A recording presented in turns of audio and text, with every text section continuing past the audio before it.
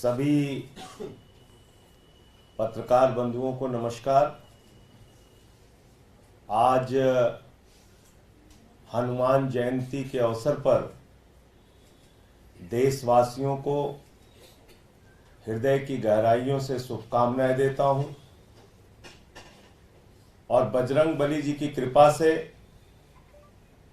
हनुमान जी की कृपा से लंबे समय से, पिछले 23 दिनों से जो संघर्ष चल रहा था, दिल्ली वालों का जो संघर्ष चल रहा था, उस पर बजरंग बली की कृपा हुई और अरविंद केजरीवाल जी को इंसुलिन, जो उनके जीवन के रक्षा के लिए जरूरी थी, जिसकी मांग हम लोग बार बार कर रहे थे, वो उनको मिल गई है, उनको दी गई है। आज एक ऐसा सच आपके सामने बताने जा रहा हूं जिसको सुन के आप हैरान हो जाएंगे और आप खुद सोच सकते हैं कि एक मुख्यमंत्री जो पिछले 20-22 साल से शुगर का मरीज है, जिस व्यक्ति ने दिल्ली के लोगों की दवा का इंतजाम किया, मोहल्ला क्लिनिक बनाए, अस्पताल बनाए, फरिश्ते स्कीम लाए, पिछले 23 दिनों से उनको इंसुलिन नहीं दी जा रही थी। तो क्यों नहीं दी जा रही थी? और जब हम बार बार कहते थे कि यह जान से मारने की साजिश है, तो हमसे पूछा जाता था कि क्यों आपको ऐसा लग रहा है? अब वो बात सामने आ गई। 23 दिन के दिल्ली के लोगों के संघर्ष के बाद अब उनको इंसुलिन दी गई है। न्यायालय ने भी एम्स का पैनल बनाया, डॉक्टरों की टीम बनाई कि उनके हेल्थ की चेकअप के लिए, उनका परीक्षण करने के लिए। अब मैं जो सच आपको बताने जा रहा हूं, उसको आप सुनेंगे तो हैरान हो जाएंगे। दिल्ली का तिहाड़ जेल अरविंद केजरीवाल जी के लिए एक यातना गृह बन गया है।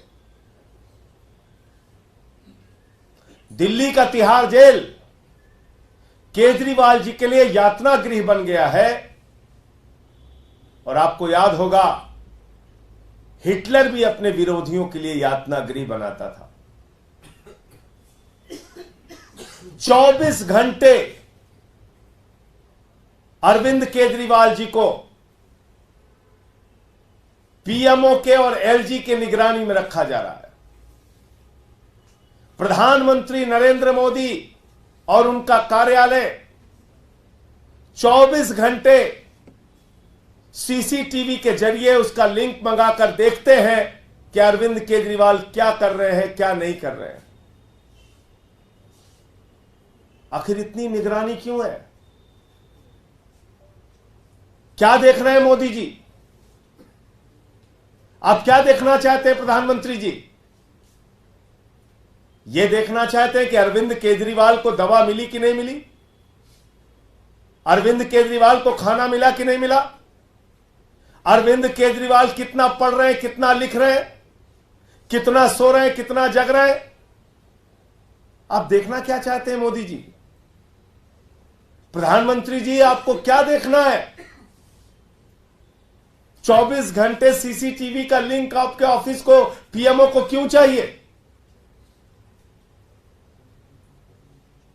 आप यह देखना चाहते हैं कि अरविंद केजरीवाल को इंसुलिन मिली कि नहीं मिली, वो कितना बीमार हुए, उनकी किडनी खराब हुई कि नहीं, उनका लीवर खराब हुआ कि नहीं, उनका स्वास्थ्य बिगड़ा कि नहीं बिगड़ा, इसकी निगरानी कर रहे हैं आप। इसको देखना चाहते हैं कि अरविंद केजरीवाल का मनोबल कितना गिरा, कितना वो टूटे, कितना वो झुके। आप क्या देखना चाहते हैं प्रधानमंत्री जी? और आपने अपने एक एलजी को भी लगा दिया, उसका ऑफिस भी इसी काम में लगा हुआ। दिल्ली के एलजी महोदय दिल्ली के लोगों का काम छोड़कर यह देखने में लगे हुए हैं कि अरविंद केजरीवाल को कितनी प्रताड़ना दी जा रही है, कितनी यातनाएं दी जा रही हैं। वो 24 घंटे सारा काम इसी में लगा रहे हैं, वो भी अपना पूरा ध्यान इसी में लगा रहे हैं। अरविंद केजरीवाल जिन्होंने दिल्ली के बच्चों के लिए अच्छी शिक्षा का इंतजाम किया, उनसे क्या दुश्मनी है मोदी जी आपकी? अरविंद केजरीवाल जिन्होंने दिल्ली के बुजुर्गों के लिए तीर्थ यात्रा कराई, बिजली फ्री कराई, पानी फ्री कराया, IRS की नौकरी छोड़ी। अरविंद केजरीवाल जिसने 49 दिनों में मुख्यमंत्री की कुर्सी को लात मार दिया, कोई चपरासी की भी नौकरी नहीं छोड़ना चाहता। उस अरविंद केजरीवाल के मनोबल को आप गिराना चाहते हैं। आपके इस अन्यायपूर्ण और अत्याचारपूर्ण व्यवहार को देखकर प्रधानमंत्री जी, अरविंद केजरीवाल के बूढ़े मां बाप जो खुद बीमारी की हालत में हैं, यह हालत अपने बेटे की देखकर वो दुखी होते हैं। उनकी पत्नी सुनीता केजरीवाल जी उनके स्वास्थ्य को लेकर चिंतित रहती हैं। दिल्ली के लोग पिछले 23 दिनों से चिंतित हैं। देश के लोग जो उनसे बेहद प्यार करते हैं वो चिंतित हैं इस बात को लेकर कि आखिर अरविंद केजरीवाल को दवा क्यों नहीं दी जा रही है, इंसुलिन क्यों नहीं दी जा रही है। एक आदमी जो लोगों के लिए दवा का, शिक्षा का, पढ़ाई का, अस्पताल का इंतजाम कर रहा था, आज खुद उसको दवा नहीं दी जा रही है। इस तरह का अत्याचार। और इसलिए प्रधानमंत्री जी, मैं आपसे कहना चाहता हूं, अगर केजरीवाल से कंपटीशन करना है तो काम की राजनीति करिए। बनाइए खूब स्कूल, ढेर सारे अस्पताल बनाइए, सड़कें बनाइए, महंगाई कम कीजिए, देश में महिलाओं की सुरक्षा के लिए काम कीजिए। आपको चिंता करनी चाहिए युवाओं के रोजगार की, आपको चिंता करनी चाहिए किसानों के आत्महत्या की, आपको चिंता करनी चाहिए महिलाओं की सुरक्षा की, आपको चिंता करनी चाहिए कि देश आगे कैसे बढ़ेगा। आपकी चिंता है कि केजरीवाल का मनोबल कैसे गिरेगा, केजरीवाल प्रताड़ित कैसे होगा। 24 घंटे आप सीसीटीवी से उस व्यक्ति की निगरानी कर रहे हैं, एक 3 बार के निर्वाचित मुख्यमंत्री की। ये व्यवहार, ये अन्यायपूर्ण कार्रवाई, ये हिटलरशाही, ये तानाशाही का आचरण, बड़े बड़े तानाशाह दुनिया से चले गए। आपकी भी सत्ता को जाना होगा। आपके इस अत्याचार को पूरा देश देख रहा है।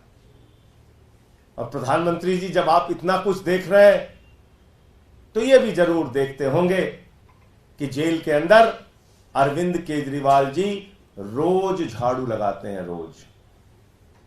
और जितना केजरीवाल जी जेल के अंदर झाड़ू लगाएंगे, उतनी ही भारतीय जनता पार्टी बाहर साफ होगी, सफाया होगा बीजेपी का, पूरे देश से सफाया होगा। और अब तो ये बौखलाहट भी, आपकी बौखलाहट पहले चरण के चुनाव के बाद भी इसी प्रकार का संकेत दे रही है। तो मैं आपको ये बताना चाहता हूं कि पीएमओ देश के प्रधानमंत्री नरेंद्र मोदी, एलजी ऑफिस और खुद एलजी महोदय सारे नियम कानून को तोड़कर जेल में अरविंद केजरीवाल के सीसीटीवी का फुटेज मंगाकर, लिंक मंगाकर उनके ऊपर निगरानी कर रहे हैं, उनको देख रहे हैं। और इसलिए बार बार मुझे यह दोहराना पड़ता है कि केजरीवाल के विरुद्ध गहरा षड्यंत्र चल रहा है और उनके साथ कोई भी अनहोनी की घटना कभी भी घटित हो सकती है। और इसमें सीधे तौर पर देश के प्रधानमंत्री और उनका कार्यालय, एलजी ऑफिस और एलजी शामिल है। मुझे इतनी बात कहनी थी। आपका कोई प्रश्न हो तो आप पूछ सकते हैं। इस दावे का आधार क्या है कि वहां देखा जा रहा है? अब आप इसको पता कर लीजिए। हमारे इंसुलिन न देने की बात भी मीडिया नकार रहा था, मजे उड़ा रहा था। कई बार उसको बीजेपी वाले लोग जश्न मनाने की मुद्रा में कि ठीक है केजरीवाल बीमार हो रहे हैं, ठीक है जश्न मनाओ केजरीवाल बीमार हो रहे हैं, कर रहे थे ना। आखिर माननीय न्यायालय ने एम्स के डॉक्टरों का पैनल बनाया ना केजरीवाल जी की जांच के लिए। यह क्यों करना पड़ा? यह काम क्या जेल का प्रशासन पहले से नहीं कर सकता था? अगर केजरीवाल के विरुद्ध साजिश नहीं होती तो क्या उनको इंसुलिन जैसी चीज उनको जो उनके जीवन के लिए जरूरी है नहीं दी जा सकती थी? तो जब मैं कोई बात कह रहा हूं तो जिम्मेदारी से कह रहा हूं, इसका आप लोग भी पता कीजिएगा। और आपने देखा नहीं, हमारे एक मंत्री की वीडियो पूरे देश को दिखाई गई।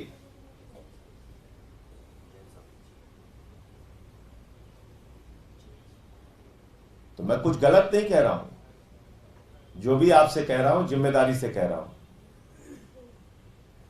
और किस कॉन्स्पिरेसी की तरफ आप इशारा कर रहे हैं? कह रहे हैं बगैर मॉनिटर हो रहा है, जिस तरह से दावा कर रहे हैं। 24 घंटे मॉनिटरिंग करने का मतलब यह है, जो मैं आपको बता रहा हूं, कितना झुके, कितना टूटे, कितना मनोबल गिरा, कितना बीमार हुए, कब सो रहे हैं, कब जग रहे हैं, लीवर खराब हुआ कि नहीं, किडनी खराब हुआ कि नहीं, इंसुलिन मिल तो नहीं रही है, दवा मिल तो नहीं रही है। इस आदमी को हर तरफ हर 24 घंटे परेशान करो और इस स्तर तक पहुंचा दो कि उनकी जिंदगी से खिलवाड़ हो जाए। यही हो रहा है। तिहाड़ जेल के डीजी का बयान है, उन्होंने कहा है कि 900 से 1000 वहाँ पे कैदी है जिन्हें डायबिटीज है, तो उनको हम समान रूप से ट्रीट करते हैं, सबको एक समान देखा जाता है, कोई हमारे लिए खास नहीं होता। अरे भाई, तिहाड़ जेल का डीजी किसकी वजह से क्यों बोल रहा है, ये अब बताने की जरूरत है क्या? वो अमित शाह के अधीन है, जो उसको कहा जाएगा बोलेगा, उसकी बात छोड़ दीजिए। सर, राउत रेवेन्यू कोर्ट ने अपने आदेश में साफ कहा है कि आखिरकार 1 अप्रैल का जो हमारा आदेश था, बावजूद उसके केजरीवाल के घर से जो खाना जा रहा था, जो सीएम साहब है, उसमें जो भी जो डायबिटिक के अगेंस्ट होता है वो सब चीजें कैसे जा रही थी। हालांकि कोर्ट ने सवाल उठाया है आप लोगों पे भी और जेल प्रशासन पे भी, तो आखिरकार डायबिटीज है बावजूद उसके खाना कैसे जा रहा है, ये सब चीजें कैसे जा रही है, ये सवाल उठाया आदेश में। कोर्ट का ऑर्डर पढ़ा है आपने? जी पढ़ा है। उसमें लिखा है कि ग्लूकोज दिया जाएगा, केला दिया जाएगा, टॉफी दिया जाएगा। 1 अप्रैल का आदेश है आपके पास? जी है। ये पढ़ा था कि नहीं पढ़ा था आपने? जी पढ़ा है। तब मैं घर का खाना दिया जाएगा। सर ये अरे मैं तो आपने कोर्ट के आदेश का जिक्र किया ना, उसकी कॉपी है आपके पास? कॉपी है। तो कॉपी है तो इनको दिखाइए। उसमें लिखा हुआ है उनको ग्लूकोज भी दी जाएगी, टॉफी भी दी जाएगी, केला भी दिया जाएगा, घर का खाना भी दिया जाएगा। ये माननीय न्यायालय का 1 अप्रैल का आदेश है। पैरा 9 उसका पढ़ लीजिएगा। सूरत की बीजेपी के कैंडिडेट को कल निर्विरोध निर्वाचित कर दिया गया, वहाँ पे कांग्रेस के कैंडिडेट का नॉमिनेशन रद्द हो गया था, बाकी कई लोगों ने नामांकन वापस लिया इस डेवलपमेंट। देखिए, मैं पूरा ये बात पूरे जिम्मेदारी से कह रहा हूं कि प्रधानमंत्री नरेंद्र मोदी देश का संविधान बदलने जा रहे हैं, चुनाव खत्म करने जा रहे हैं, दलितों, पिछड़ों, आदिवासियों का आरक्षण खत्म करने जा रहे हैं। देश के 85% लोगों के पीठ में छुरा मारने की तैयारी है। इस देश की जनता के पीठ में छुरा मारने की तैयारी है। इस देश की जनता को चुनाव से वंचित किया जाएगा। सूरत एक झांकी है, पूरा देश बाकी है। सूरत में चुनाव खत्म हुआ है, पूरे देश में चुनाव खत्म होगा। यह प्रधानमंत्री नरेंद्र मोदी की सोच है। तानाशाही लाना चाहते हैं। 24 का चुनाव अंतिम चुनाव है। इस देश के लोगों, इस बात को याद रखना, यह अंतिम चुनाव है आपका। बाबा साहब डॉक्टर भीमराव अंबेडकर जी के द्वारा लिखे गए संविधान को भारतीय जनता पार्टी के लोग नहीं मानते, ये नागपुर के संविधान को मानते हैं, जो संविधान कहता है, जिसके प्रमुख भागवत कहते हैं, दलितों का, पिछड़ों का, आदिवासियों का आरक्षण खत्म होना चाहिए। मोहन वैद्य कहते हैं, आरएसएस के नेता कहते हैं, दलितों का, पिछड़ों का, आदिवासियों का आरक्षण खत्म होना चाहिए। बीजेपी के नेता कहते हैं संविधान बदलना है। और कितने प्रमाण आपको चाहिए? अयोध्या के प्रत्याशी प्रभु श्री राम के धरती अयोध्या के प्रत्याशी लल्लू सिंह ने कह दिया संविधान बदलना है, 400 सीट दे दो। और प्रभु श्री राम का अभिनय कर चुके अरुण गोविल, उन्होंने भी कह दिया कि 400 सीट दे दो, संविधान बदलना है। देश का संविधान ये लोग बदलेंगे, वोट की ताकत आपकी खत्म करेंगे। और याद रखना, आरक्षण पूरे देश में भाजपा ही खत्म करेंगे, क्योंकि आरएसएस का प्रमुख जो बोलता है वही भाजपा कहती है। आरएसएस का प्रमुख जो बोलता है वही भाजपा का संविधान है। ये बाबा साहब के संविधान को नहीं मानते, ये भागवत के संविधान को मानते हैं। और भागवत तो पहले ही कह चुके हैं आरक्षण खत्म होना चाहिए। मोहन वैद्य कह चुके हैं आरक्षण खत्म होना चाहिए। देश के दलितों, पिछड़ों और आदिवासियों को सावधान हो जाना चाहिए, सजग हो जाना चाहिए। इस देश के लोगों को सजग हो जाना चाहिए। वोट का अधिकार उनका छीना जाएगा। सूरत तो झांकी है, पूरा देश बाकी है। अभी सूरत में चुनाव खत्म हुआ, अब पूरे देश में चुनाव खत्म होगा। आरएसएस में चुनाव होता है क्या? चुनाव होता है आरएसएस में? आरएसएस के प्रमुख का कोई चुनाव नहीं होता। आरएसएस चुनाव की पद्धति में यकीन नहीं रखती। और आरएसएस का संविधान कहता है भारत के प्रधानमंत्री और राष्ट्रपति के ऊपर आरएसएस का प्रमुख राज करेगा। इसीलिए प्रधानमंत्री को भी भागवत से मिलने जाना पड़ता है। उसका प्रोटोकॉल होगा अपना, लेकिन उसको भी भागवत से मिलने जाना पड़ता है। तो इसलिए याद रखिएगा, फिर दोहरा रहा हूं, सूरत में जो कुछ हुआ वो मेरी बात को, मेरे दावों को और बार बार रैलियों, सभाओं में जो सारे नेता बोल रहे हैं उसको बिल्कुल सच साबित करता है। ये चुनाव खत्म करेंगे, पूरे देश में चुनाव खत्म करेंगे, पूरे देश में चुनाव की प्रक्रिया और लोकतंत्र को खत्म करेंगे। बाबा साहब डॉक्टर भीमराव अंबेडकर के संविधान को खत्म करेंगे और आरक्षण को खत्म करेंगे। संजय जी, प्रधानमंत्री राजस्थान में कह रहे हैं कि आज हनुमान जयंती है और इस मौके पर कि पिछली सरकारों में तो हनुमान चालीसा सुनना भी गुनाह था। राजस्थान ही एक एग्जाम्पल है, रामनवमी पर बैन लगा दिया गया था। प्रधानमंत्री नरेंद्र मोदी देश की जनता का ध्यान भटकाने की कोशिश ना करें। वो बताएं 10 साल में 20 करोड़ नौजवानों को नौकरी मिली कि नहीं। वो बताएं 750 किसान जो शहीद हुए वो कौन थे। वो बताएं 20 जवान हमारे जो सीमा पर मारे गए वो कौन थे। प्रधानमंत्री नरेंद्र मोदी बताएं कि काला धन कहां गया, 15 लाख खाते में क्यों नहीं आया, काला धन क्यों बढ़ गया, 15 लाख करोड़ रुपए की चोरी आप लोगों ने कर करके अपने पूंजीपति मित्रों का माफ क्यों किया, 3.5 लाख करोड़ रुपए बैंक सेटलमेंट के जरिए आपने माफ क्यों किया, भारत के ऊपर 200 लाख करोड़ रुपए का कर्जा क्यों है।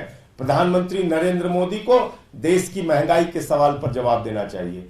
10 साल हो गया, अब सवाल आपसे पूछा जाएगा, ड्रामे करना बंद करो प्रधानमंत्री जी, सीधे सीधे जवाब दो। नौकरी का क्या हुआ, रोजगार का क्या हुआ, महंगाई का क्या हुआ, किसान के आय दोगुना करने के दावे का क्या हुआ, काला धन का क्या हुआ, इलेक्टोरल बॉन्ड के नाम पे दुनिया का सबसे बड़ा भ्रष्टाचार करते हैं प्रधानमंत्री और उनकी पार्टी। और कल मैं देख रहा था, वो एक बेचारा व्यापारी मेरठ का, वो कह रहा है भाजपा के जुलूस में गए थे 36,000 रुपए जेब काट लिया। आप बताइए, इलेक्टोरल बॉन्ड से चंदा बंद तो अब जेब कतरई शुरू कर दिया इन लोगों ने।